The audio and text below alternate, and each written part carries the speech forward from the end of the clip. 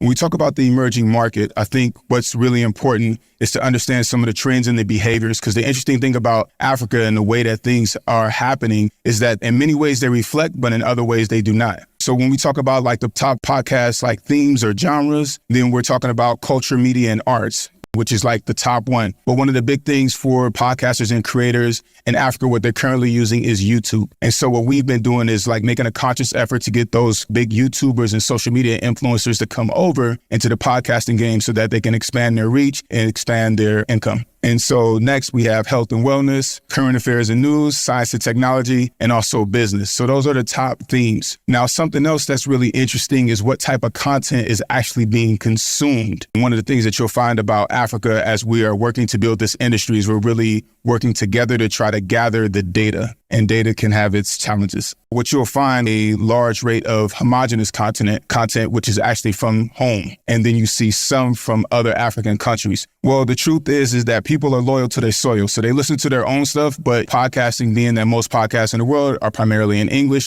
Another thing that I like to point out is a rise in vernacular podcasts, and vernacular meaning like local languages, which is really important to understand, because now if you have to listen to English, but English is your second or third language, then you have to like comprehend it, essentially translate it, figure out what it's saying, and then listen, right? But if you listen into your native tongue, which you're usually talking in and listening in, then it makes the listener experience easier. And so us at AfriPods, we're really encouraging creators to do content in their vernacular, because as the world becomes more westernized, it's very important for people to keep, especially in Africa, for people to preserve their history, culture, traditions, and also language, so that future generations can also have an authentic African experience. So I think that podcasting in that way is a low-cost way in order for us to achieve this goal. Create your life. Africa X.